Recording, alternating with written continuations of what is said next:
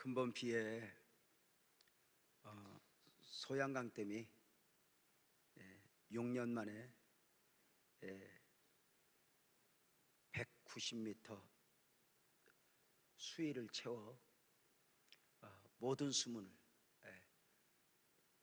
열어야 했다고 뉴스를 보았습니다. 그 이상의 은혜가 오늘 이 예배 중에 넘쳤으면 좋겠습니다. 복을 만들어내는 믿음, 그 믿음에 대해서 믿음장이라 불리우는 히브리서 11장 1절은 이렇게 시작합니다. 믿음은 바라는 것들의 실상이요 보이지 않는 것들의 증거니라고 말입니다. 믿음은 바라는 것들의 실상이라 했는데 믿음이라는 단어를 히브리어로 아만이라 하고 헬라어로 피스티스라 합니다. 히브리어 아만의 뜻은 기대하다이고 헬라어로 피스티스의 뜻은 자기를 포기하는 교제입니다. 믿음이라는 단어를 여러 가지로 설명할 수 있지만 대표적 단어로 기대하다, 포기하다를 강조하고 있습니다. 믿음이라는 단어 앞에서 우리 복음적 그리스도인들은 두 가지 질문에 답할 수 있어야 합니다. 먼저는 복음적 그리스도인들이여, 당신은 모든 상황 가운데서 기대하는 사람이고 있습니까? 예, 질문입니다. 가능성이 있어서 기대하는 것이 아니라 바랄 수 없는 중에 바라고 믿고 기대하는 것입니다. 모든 상황이 나를 절망시켜도 가능성이 보이지 않아도 그대는 믿음 안에서 끝까지 기대하는 사람이냐고 묻는 것입니다. 물론 우리 복음적 그리스도인들은 자족의 영성으로 살아갑니다. 그럼에도 그 자족은 포기 가운데의 자족이 아니라 기대 가운데의 자족입니다. 기대 없는 자족은 아무리 그 표현이 좋아도 복음적 신앙일 수 없습니다. 그 나이가 몇이어도 그 삶의 환경이 어떠해도 바랄 수 없는 가운데 바라고 믿는가입니다. 복음적 그리스도인들이 믿음이라고 하는 단어 앞에서 받아야 할 또 하나의 질문이 있으니, 당신은 모든 상황 가운데서 무엇이라도 포기할 수 있습니까? 입니다. 무엇이라도 내려놓을 수 있냐는 것입니다. 이해할 수 없는 하나님의 요구 앞에 아들 이삭을 번제물로 드리는 아브라함처럼 40년 광야 사역을 감당하고 가나안 입성의 기대를 내려놓아야 하는 모세처럼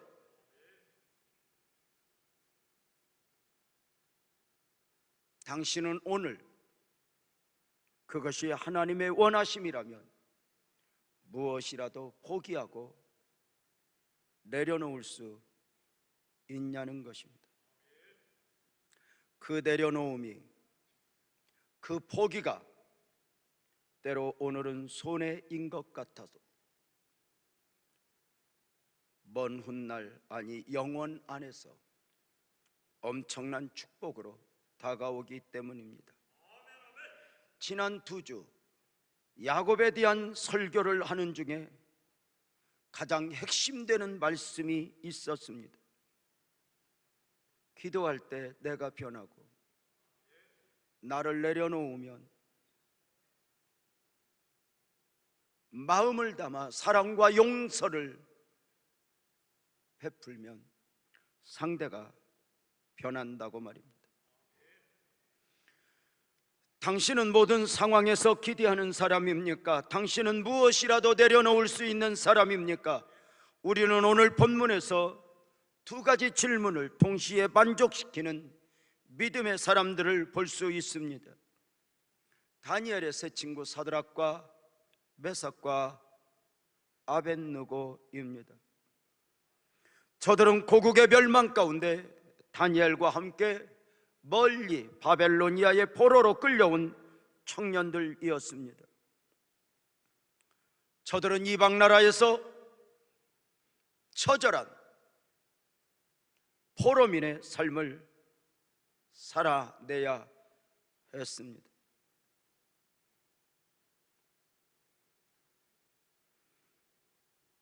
그럼에도 다니엘과 세 친구는 포로민으로서 믿음으로의 삶을 살아야 했습니다.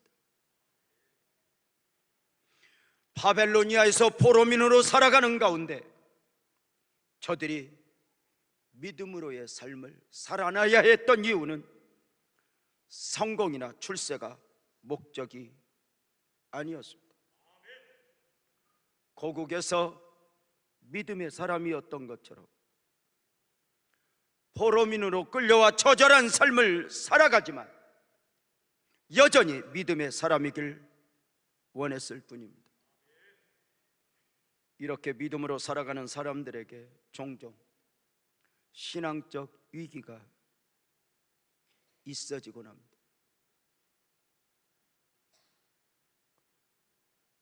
오직 믿음으로의 삶을 살아내면서 만나지는 위기입니다. 믿음을 놓아버리면, 믿음이 아니면,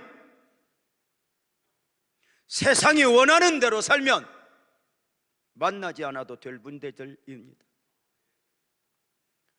사자굴 앞에서 다니엘이 그러하고 사울 앞에서 다윗이 그러했고 아그리빠 왕 앞에서 재판을 받는 바울이 그러했고 돌에 맞아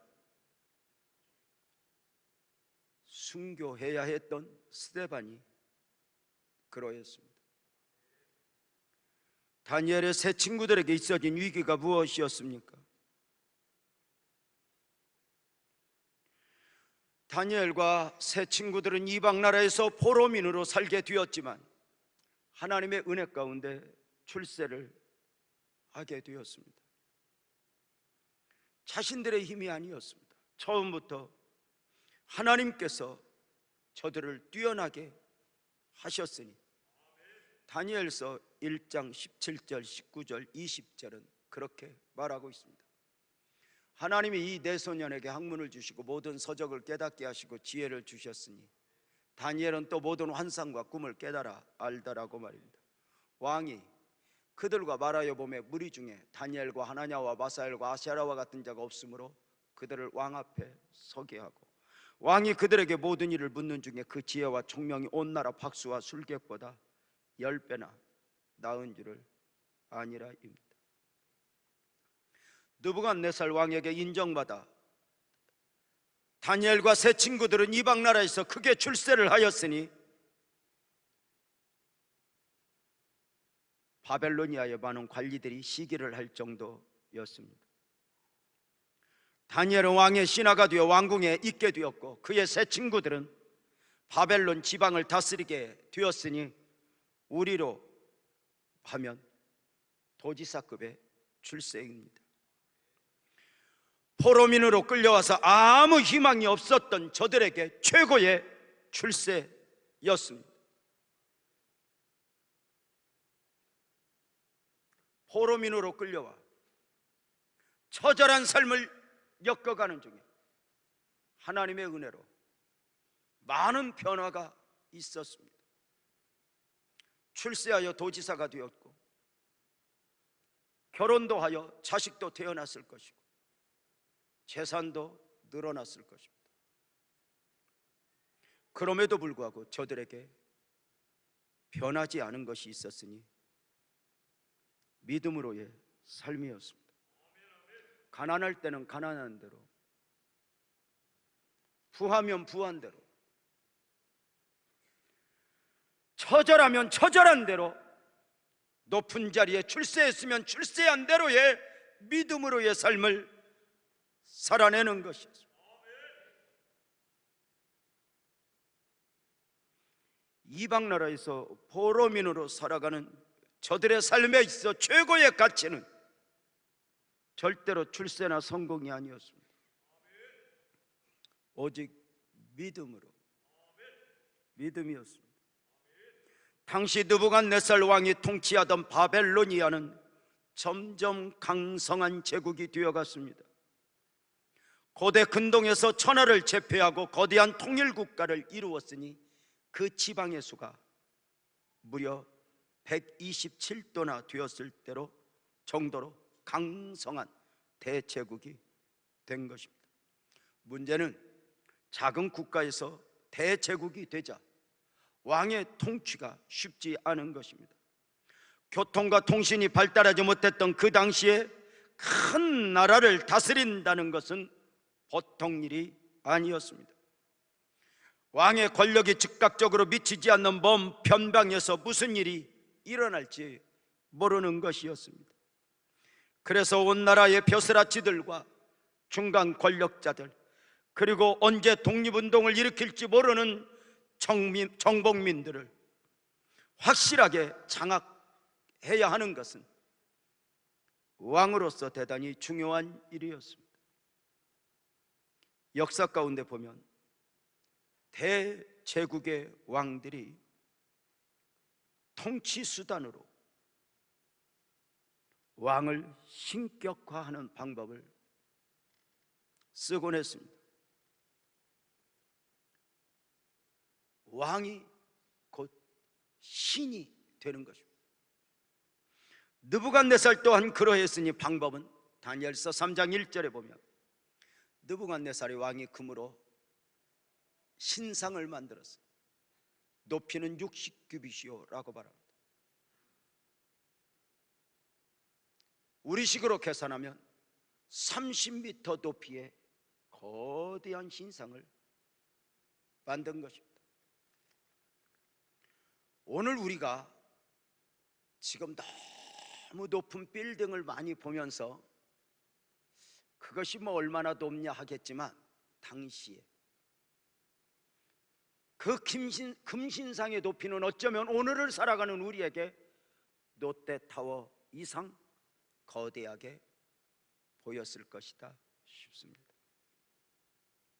느부갓네살은 금신상을 만들어 세우고 신상의 낙성식에 각 지방의 관리를 불러 모아 경배하게 했습니다.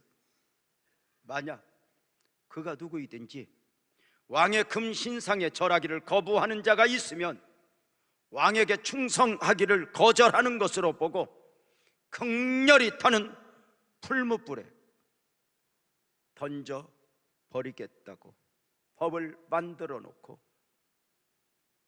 충성 맹세식을 한 것입니다. 다니엘서 3장 6절 7절에 그 내용이 그대로 나와 있는데요, 누구든지 엎드려 절하지 아니한 자는 즉시 맹렬히 타는 풀무불에 던져 넣으리라 하였더라. 모든 백성과 나라들과 각 언어를 말하는 자들이 나팔과 비리와 수금과 사명금과 안금과 모든 악기 소리 듣자 곧 느부갓네살 왕이 세운 금 신상에게 엎드려 절하니. 문제는 이 거대한 신격화 행사에 다니엘의 세 친구들이 참석하고 있었다는 것입니다. 관리로서 정부 행사로 참석하게 된 사드락과 메삭과 아벳느고는 왕의 신격화를 거절하게 되었습니다. 바벨론에 와서 상당한 지위에 올랐고 왕의 명령에 복종해야 하는 신하들이었지만 그 금신상에게 절하라는 명령에는 결코 따를 수 없는 믿음의 사람들이었습니다. 하나님께 드려야 할 경배를 느부갓네살에게 바칠 수가 없었던 것입니다.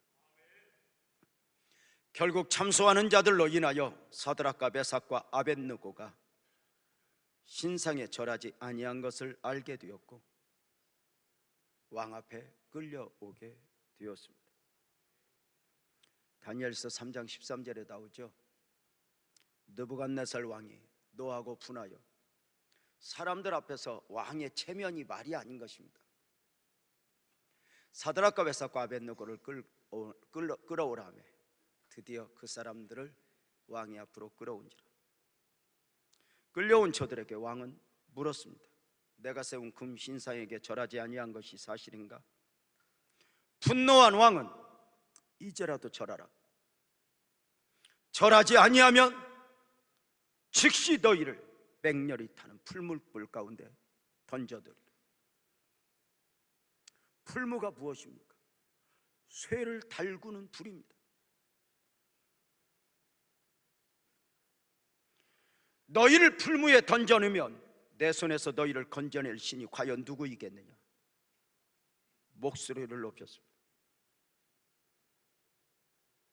온 나라에 높은 사람들이 다 모인 가운데 왕의 체면이 깎이는 듯 통치 수단에 문제가 있을까 하여 이제 케이스 바 케이스로 겁박하여 저들을 향하여 명령하는 것입니다. 절하라.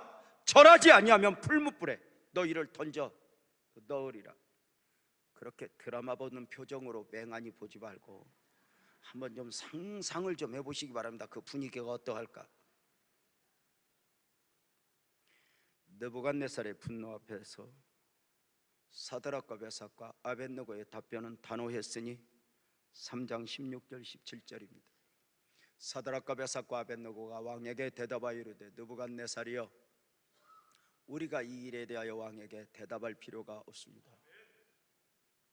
왕이여 우리가 섬기는 하나님이 계시다면 우리를 맹렬히 타는 풀무불 가운데서 등이 건져내시켰고 왕의 손에서도 건져내실 것입니다. 사드락과 메삭과 아벳느고의 믿음이었으니 왕이여 우리가 섬기는 하나님이입니다. 사드락과 메삭과 아벳느고에게 있어 하나님은 그냥 믿어주면 되는 믿음의 대상이 아니라 섬김의 대상이었습니다. 자신들이 섬기는 하나님이 왕의 손에서 풀무의 위기에서 건져내실 것임을 선포하는 것입니다. 설교 서두에 있어 믿음은 기대하다로 모든 상황에서 당신은 기대하는 그리스도인입니까? 라고 물었습니다. 얼마든지 절망할 수 있음의 환경에서 저들은 하나님을 하나님으로 나타내며 기대하는 것입니다. 왕의 신하였지만 왕을 기대하고 왕을 두려워하는 것이 아니라 하나님의 사람으로서 하나님을 기대하고 하나님을 두려워했던 것입니다. 저들은 기대만 하는 것이 아니었으니 또 하나 믿음은 자기를 포기하는 교제라 했습니다. 하나님을 믿지 않아서가 아니라 그 나중을 믿기에 영원까지 믿기에 자신의 생각, 자신의 염려, 자신의 두려움을 내려놓는 것입니다. 다니엘서 3장 18절에서 그렇게 표현되었죠. 그렇게 아니하실지라도 왕이여 우리가 왕의 신들을 섬기지도 아니하고 왕이 세우신 금신상에게 절하지 아니할 줄을 아소서. 하나님이 구해 주실 것 믿지만 혹시 그리 아니하실지라도 나는 절하지 않겠습니다.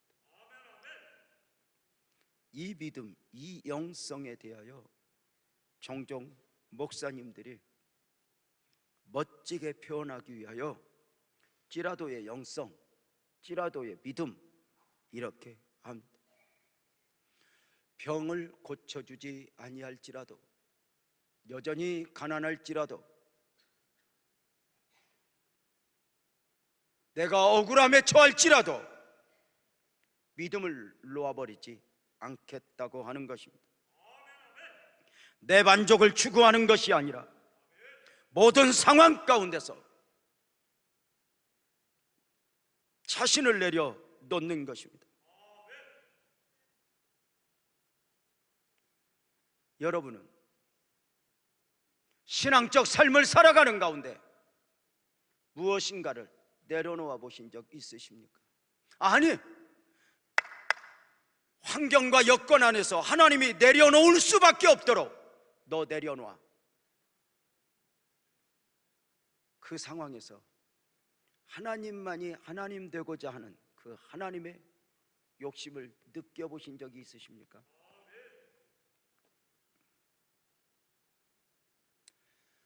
29년 전에 빛나교회를 개척하여 섬기기 시작하는 가운데 우여곡절 끝에 처음 부흥은 지하실에서였습니다. 지하실 성도들의 헌신으로 인하여 어느 순간 지하실이 앉을 자리가 없을 정도로 가득 한가운데 선부동 성전시대를 열었고 5층에서 예배를 드리는 가운데 또 부흥의 은혜를 입어 그 성전이 가득 차. 예배 시간 이렇게 11시 예배의 경우에는 서서 예배를 드려야 할 정도로 다들 그렇게 서서 예배를 드리는 중에 어느 순간 목사 가슴 속에 욕심이 싹 들어오기 시작했습니다. 처음 개척할 때만 해도 아내에게 교회가 부흥되기 힘들어, 부흥이 안 되면 우리가 좋아하는 할머니 할아버지 모시고 살자, 그렇게 겸손히 시작했던 저는 어느 순간 초심을 잃은 가운데 교회가 부흥되자 욕심이 모가지까지 차니 안산에 조용기가 하나 나오는 줄 알았습니다.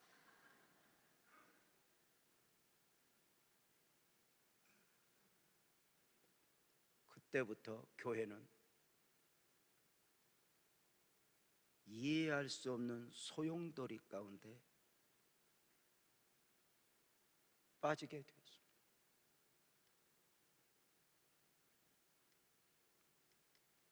언제까지? 딱 이겁니다. 나를 내려놓기까지. 어느 순간 하나님이 이 유재명에게는 큰 교회를 원하지 않는구나. 나를 내려놓자. 그렇게 내려놓으면서 누리는 축복은 너무도 컸습니다. 인천에서 목회하고 있는 목사님 한 분, 목사님으로부터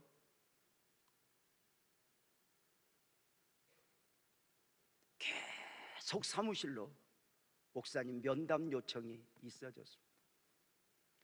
사무실로 면담 요청을 하면 웬만하면 거절하게 됩니다.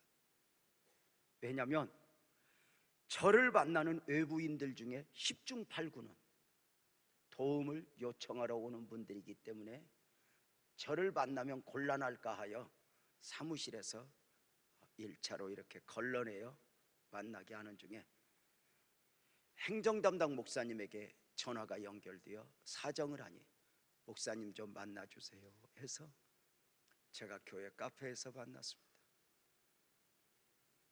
저를 보자마자 눈물을 줄줄 흘리면서 여기까지 오게 된 이야기를 하는데, 목회를 시작하면서 교회가 부흥되고 성장하는 과정 중에 교회를 잘 지어서 부흥의 꿈을 꾸는 가운데 그만 금융 경제 위기와 더불어 그만 교회가 경매에 붙어 넘어가게 되었고 온 성도들이 흩어진 가운데 조그만 상가 하나 얻어서 예배하여 10몇 명하고 예배드리고 있는데 엎친 데 덮친 격으로 사모님에게 암병이 찾아온 것입니다.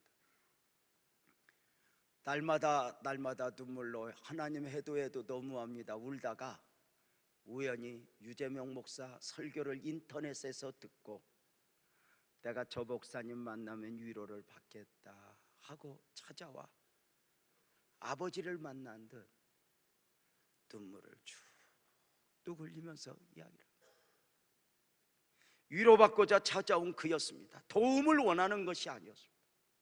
제가 그의 손을 잡고 꼭 잡고 이렇게 말했습니다. 목사님 축하해. 그랬더니 놀라면서 무슨 축하냐고. 여기까지 내려오는 동안 힘들었죠. 이제 여기까지 내려왔으니 이제 내려와야만 만날 수 있는 하나님을 만나십시오. 내려와야만이 누릴 수 있는 은혜를 누리십시오. 잃어버린 것, 빼앗긴 것에서 자유하여 일부러 내려올 수는 없지만 환경 속에서 어거지로라도 내려왔다면 빼앗긴 것, 잃어버린 것 때문에 매여 있지 말고 내려와. 이제 내려오지 않으면 누릴 수 없는 은혜, 그 하나님을 품었으면 좋겠다고, 그 하나님을 품게 되었으니 축하한다고 했더니 무엇이 반짝 열렸는지 목사님 기도해 주세요. 함께 뜨겁게 기도 마치고 그 목사님이 이렇게 말합니다. 목사님, 우리 교회 한번 오셔서 지금 이야기 똑같이 우리 교인들에게 좀 한번 해주세요. 그래, 1일 부흥회를 예정에 앞둔 부흥회를 정하여 가서 똑같이 성도들에게 10몇 명 앉아있는 성도들에게 전하니 얼마나 많이들 우는지. 강대상에 헌금 올려놓고 통성기도 시키고 얼른 도망 왔습니다. 내려와야.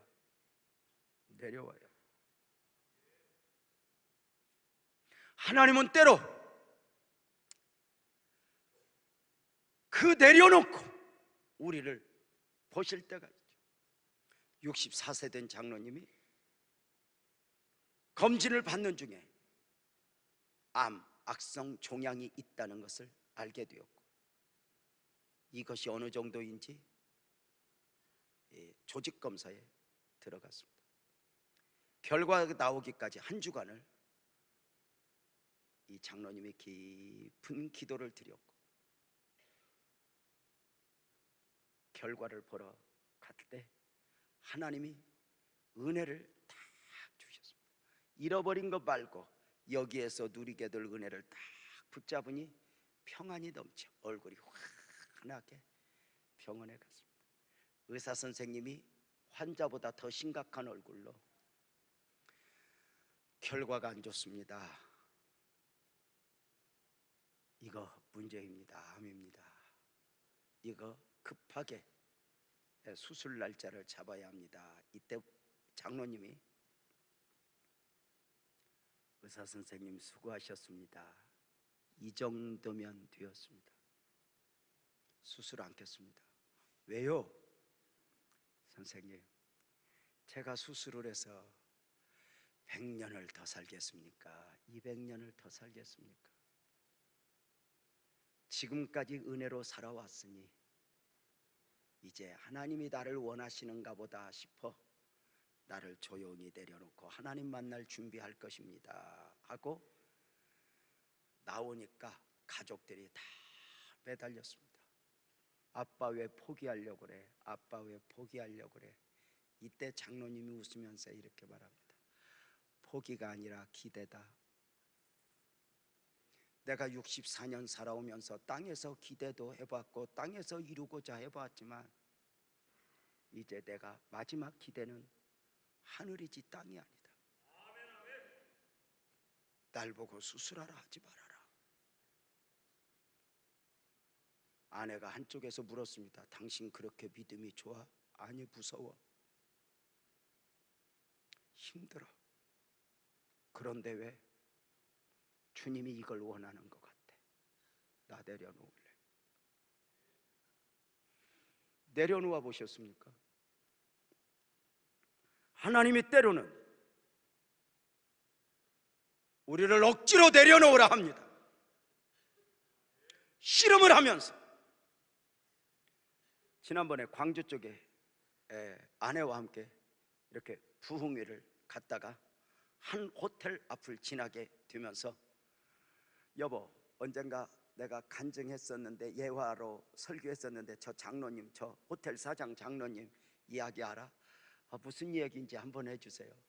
제가 그 호텔에 가서 머무는 중에 그 장로님이 강사로서 왔다 갔다 하니까 강사님 차 한잔 마십시다 하고 자기 간증을 하는데, 자기가 광주 광역시에서 손가락 안에 들 정도로 부자인데 그렇게 하나님의 은혜를 입었는데 교회를 건축하게 되었는데 이 건축을 할 때 이 담임 목사님이 너무 욕심을 내고 크게 짓는 것 같더래. 유재명 목사 같이.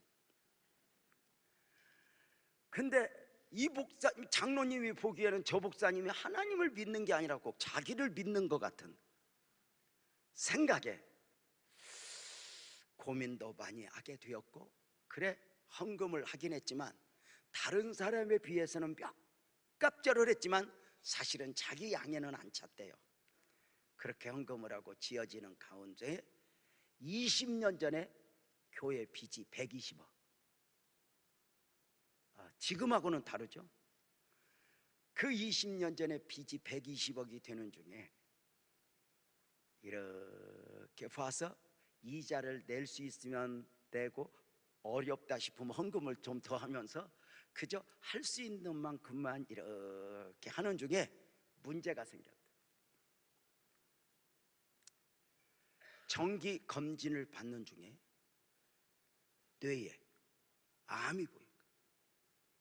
의사 선생님이 얼굴이 하얘지면서 장로님 이거 어떡합니까? 열어봐야겠고 머리를 열어서 수술하고 닫으면 혹시 생명은 있겠지만 장로님은 장로님을 잃어버릴 것 같습니다. 어떻게 하면 좋죠? 이 장로님이 그 결과를 보고 와서 그때부터 이제 믿음 아닌 믿음으로 호소를 시작합니다. 치료해 주세요 하다가 그냥 하면 안 되겠구나, 서원 기도를 해야 되겠다 싶어서 하나님 저를 치료해 주시면 교회 빚을 내가 다 갚겠습니다. 치료해 주세요, 치료해 주세요. 그렇게 기도하는 중에 마음에 너는 나하고 타협하니 믿음으로 빚을 갚으면 그 다음을 믿을 수 없니? 알았습니다 하나님. 여러분 너 죽어 하는데 무슨 돈이 의미가 있겠어요? 싸게 다 팔아서 빚을 다 갚고 이제 하나님이 나를 치료해 주셨는지 다른 병원에 가서 검진을 받았더니 오진으로 나왔어요. 하나님하고 의사하고 짠 거야. 여러분에게 질문하겠습니다. 1번 뚜껑 열렸다. 2번 오진으로 나왔으니 감사하다. 1번 2번 솔직히 이야기해봐.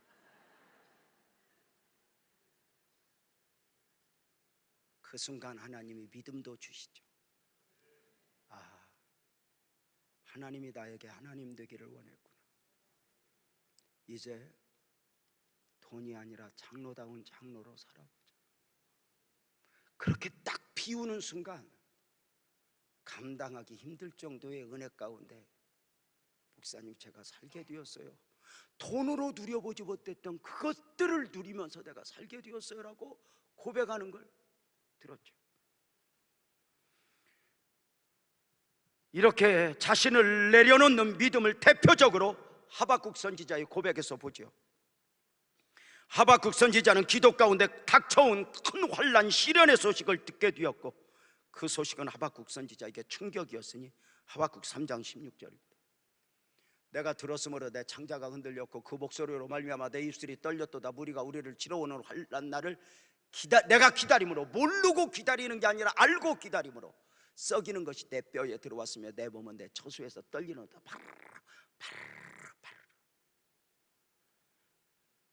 이 실제 상황 가운데 하박국 선지자가 순간 내려놓고 믿음을 선포하니 하박국 3장 17절 18절이죠.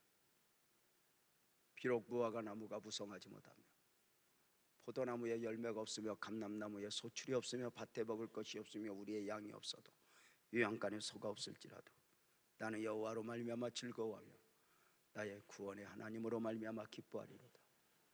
이 찬송이 노래로, 이 말씀이 노래로 불리워진 거 아시죠? 우리 믿음으로 힘차게 한번 하고 말씀 계속 들읍시다.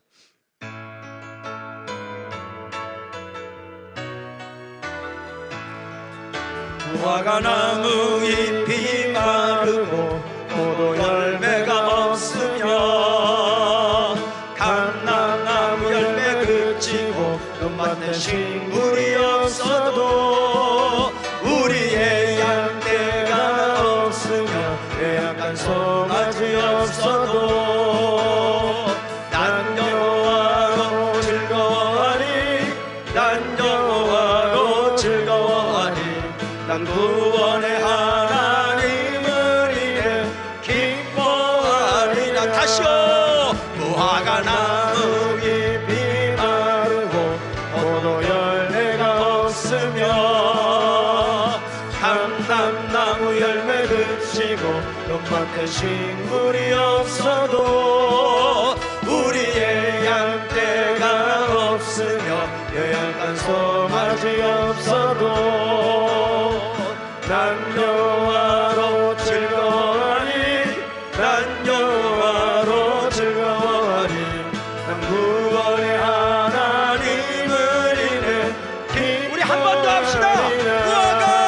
무화과 나무 잎이 마르고 포도 열매가 없으며 감람나무 열매 그치고 눈밭에 식물이 없어도 우리의 양떼가 없으며 외양간 송아지 없어도 난 여호와로 즐거워하리. 난 여호와로 즐거워하리. 난 구원의 하나님을 인해 기뻐하리라. 다니엘과 그 세 친구들의 영성이 무엇이었습니까? 저들은 포로로 끌려와서 총리가 되었고 도지사가 되었습니다. 포로민으로 시작했지만 말씀드린 바대로 저들은 재산도 늘어났을 것이고 가족도 생겼을 것이고 주변의 삶도 형성이 되었을 것입니다. 청년 때 나 혼자는 믿음으로 이기가 또 믿음일 만하지만 더불어 함께 내 삶의 터전에서 믿음으로 이기는 쉽지 않습니다.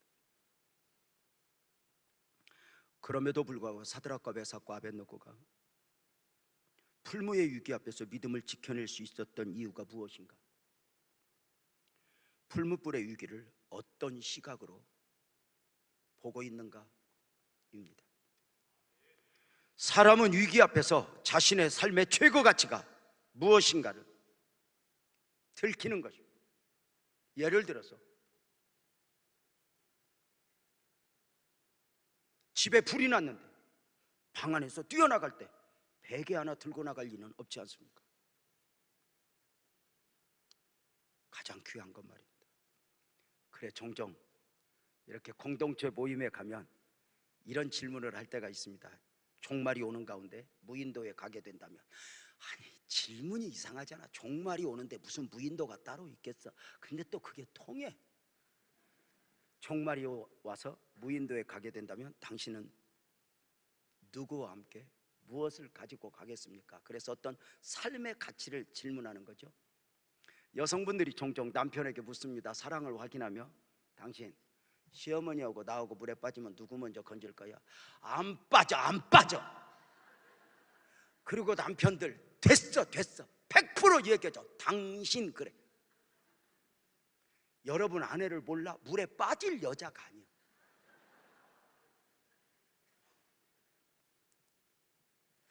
무엇이 진정한 가치인가? 사랑하는 여러분, 사드락과 메삭과 아벳느고는 풀무라는 시련 앞에서 출세의 자리를 이룰까 노심초사하지 않았습니다. 재산을 이룰까 노심초사하지 않았습니다. 가족은 어떻게 할까 노심초사하지 않았습니다. 풀무 앞에서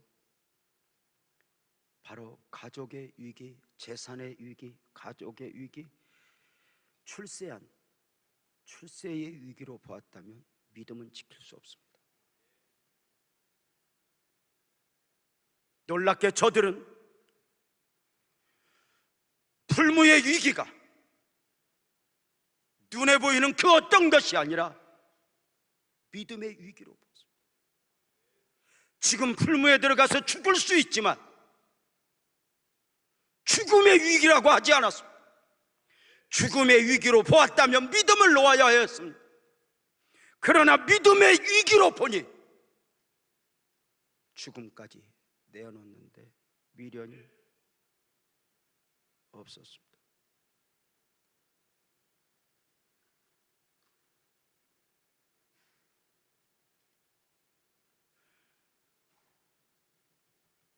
사랑하는 여러분, 오늘 우리가 건강의 위기, 사업장의 위기를 만났을 때 우리가 정말 두려워하는 부분은 무엇인가? 건강을 잃어버릴까봐? 아니면 재산을 잃어버릴까봐? 아니면 내 가족을 잃어버릴까봐? 아니면 내가 처음부터 가지고 있었던 믿음을 잃어버릴까봐? 무엇의 위기로 보는가? 내 삶에 있어 진정한 가치는 무엇인가?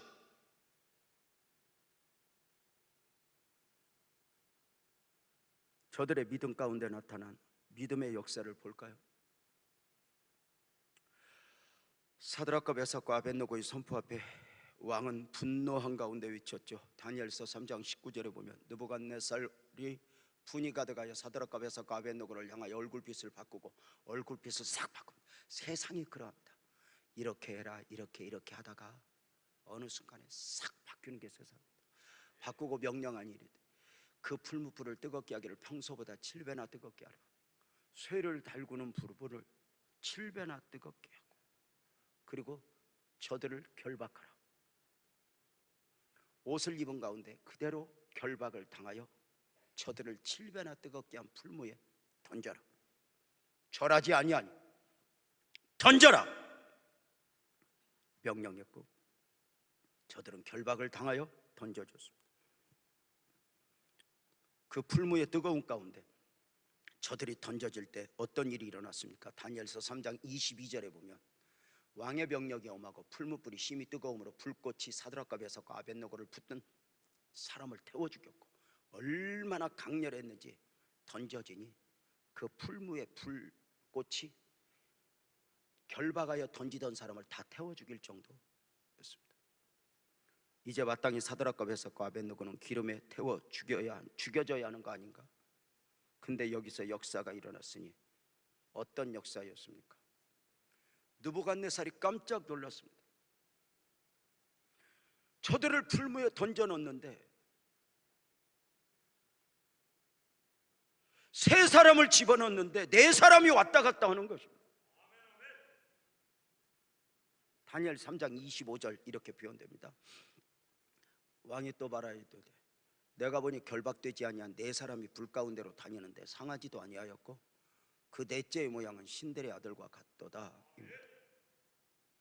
결박하여 던졌는데 결박되지 아니하였고 세 사람을 넣었는데 네 사람이 함께하여 있고 7배나 뜨겁게 한 풀무에서 상하지도 않았다고 말입니다. 더 놀라운 것은 그 네 사람 중에 네 번째 사람이 신들의 아들 같다 하니 누구입니까? 현현하신 예수 그리스도입니다. 놀랍게도 믿음을 지키느라 풀무에 던져진 저들은 저들만이 아니었으니 아멘 합시다. 임마누엘 예수님이 함께였습니다. 예수님이 함께 하심에 결박이 아니었고 풀무가 아니요 저들을 조금도 상할 수 없게 하였습니다. 놀라운 것은 이 모든 상황을 모두가 본 것이 아니라 느부갓네살만이 보고 있었다는 것입니다. 다른 사람들이 보지 못하는 가운데 눈이 열린 것입니다. 하나님께서 그 눈을 열어주신 것입니다. 느부갓네살, 너 보라! 저들이 누구인가 보라! 느부갓네살은 다른 사람이 보지 못하는 가운데 자기만 보고 표현을 합니다. 왜 내 사람이지? 오늘도 믿음으로 살아가는 우리 또한 느부갓네살처럼 눈으로 볼 수는 없습니다. 그러나 우리는 이렇게 바랍니다. 아멘 합시다. 믿음으로 보는 사람들, 믿음으로 주님과 함께임에 주님과 함께하는 순간 가난이 나를 결박하려 하지만, 질병이 나를 결박하려 하지만, 여러 환난이 나를 결박하여 믿음을 놓으라 하지만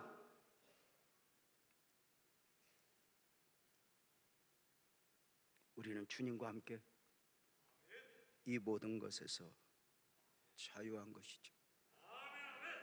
성도님들 아시다시피 여러분의 목사가 좋아하는 말이 있습니다. 요나가 삼키웠으나 소화되지 않았다고 말입니다. 고기 뱃속에 3일을 있었는데도 하나님이 함께하니 소화되지 않았습니다. 다니엘이 사자굴에 들어갔지만 하나님이 함께하심에 손가락 하나 상하지 않았습니다. 사드락과 메삭과 아벳느고 7배나 뜨겁게 한 풀무에 던져졌지만 하나님이 함께하며 머리털 하나 상하지 않았습니다. 감옥도 바울을 소화시키지 못했고 엄청난 고난도 욥을 소화시키지 못했습니다. 여러분 혹시 아십니까?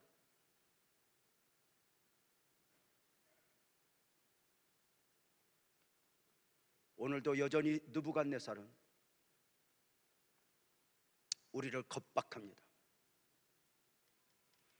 세상의 방식으로 질병으로 나를 결박하여, 가난으로 나를 결박하여, 자식에 대한 염려로 나를 결박하여 신앙에서 물러나라고, 세상의 방식으로 살라고 겁박하곤 합니다.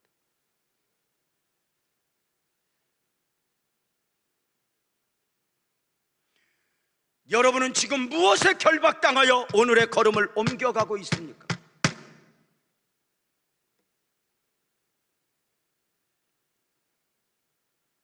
느부갓네살은 사드락과 메삭과 아벳느고에게만 있었던 것이 아닙니다.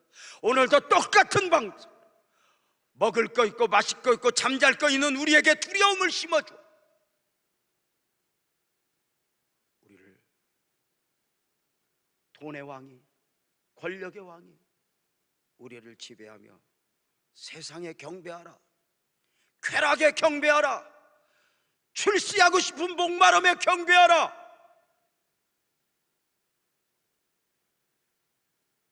출세하지 말라는 이야기가 아닙니다.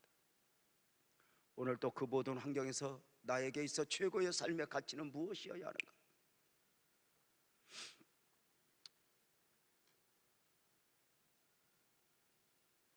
느부갓네살은 풀무 안을 들여다보며 너무 놀라. 세 사람인데 왜 네 사람이지? 왜 결박되지 않았지? 왜 타지 않았지? 느부갓네살이 놀라 직접 가서 그 풀무를 향하여 사드락과 메삭과 아벳느고야 나오라 하는데 3장 26절입니다. 느부갓네살이 맹렬히 타는 풀무하기에 가까이 가서 불러 이르되 지극히 높으신 하나님의 종 사드락 메삭 아벳느고야 나와서 이리로 오라 하며 사드락 메삭 아벳느고가 불 가운데서 나온지라. 여러분, 네 사람이 보이다 또 나올 때는 세 사람이 나왔는데, 여러분 아세요? 눈이 열려 보니 네 사람이었는데 이제 나오는 순간 눈이 갇혀서 보이는 것만 보니 세 사람이 나왔는데, 혹시 여러분 아십니까? 셋이 나왔지만 아멘 합시다, 여전히 넷입니다. 저와 여러분은 혼자가 아닙니다. 주님과 함께입니다. 세상이 무엇라 해도 우리는 믿음으로 보고 믿음으로 받는, 나는 주님과 함께입니다. 이것을 믿고 목사가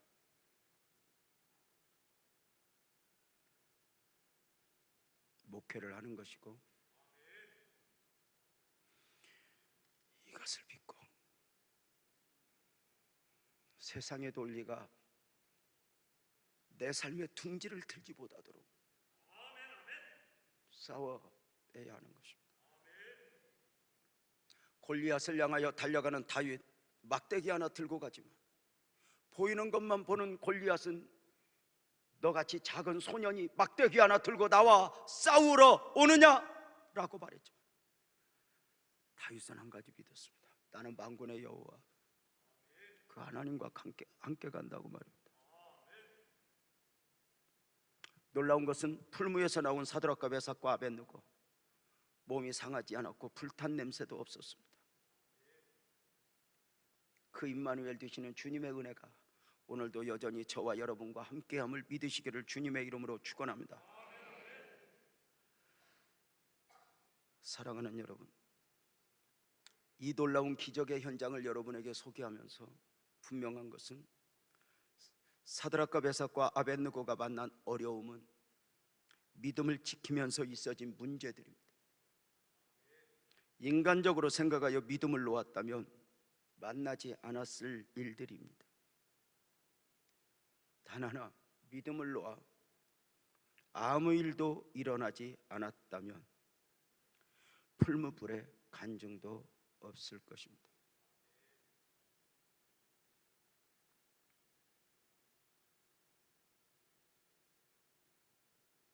많은 성도들이 어려운 가운데 그저 어렵게 살았어 기억만 있는 경우와 같습니다.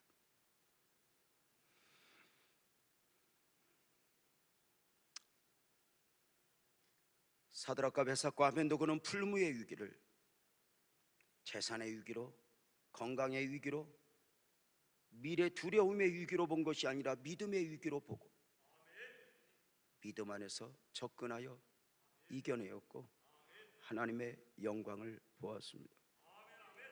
당신은 무엇이라도 기대하는 사람입니까? 무엇이라도 포기할 수 있는 사람입니까? 라고 물으면서 오늘 설교를 시작했고, 진정한 믿음은 바로 그 두 가지 질문에 답을 하는 것이라 했습니다. 모든 상황 가운데서 나는 믿음으로의 삶을 결단하는가?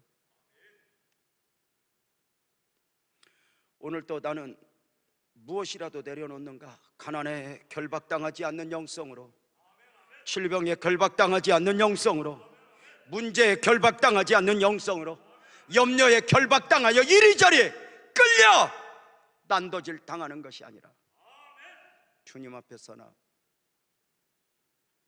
여러분과 함께 찬송 하나 하면서 오늘 설교 마치고 싶습니다. 모든 상황 속에서 우리 설교 듣는 마음으로 간절하게 찬송 하나 하고 우리 설교 마칩시다.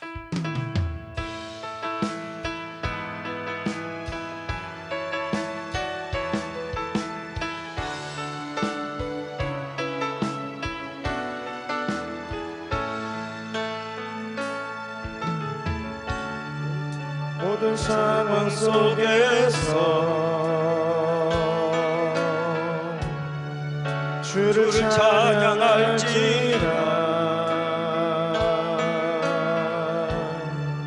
주는 너의 큰 상급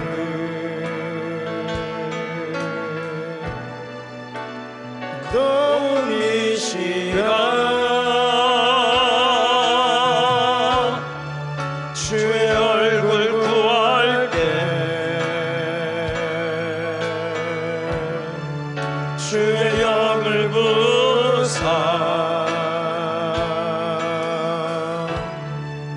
크신 사랑 안에서 주를 보게 하소서.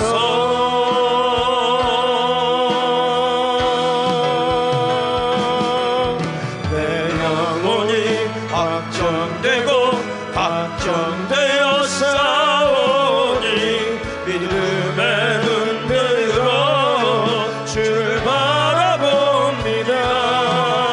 내 영혼이 확정되고 확정되어 싸우니 믿음의 눈 들어 주를 바라봅니다. 다시 한번 합시다.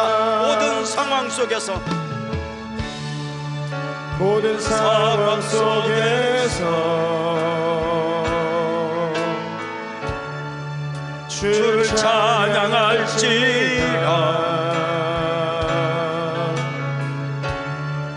주는 너의 큰 상급 큰 도움이시라. 주의 얼굴 구할 때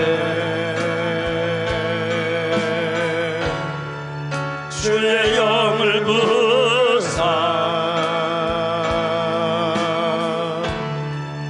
크신 사랑 안에서 주를 보게 하소서.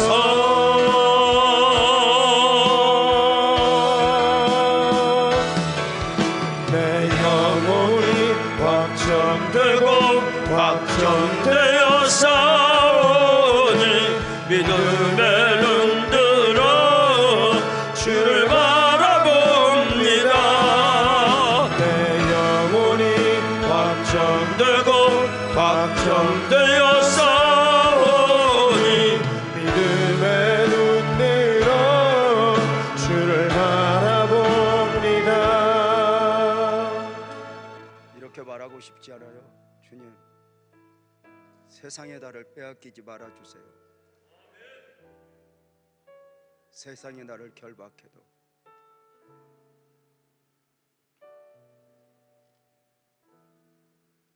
기도하겠습니다.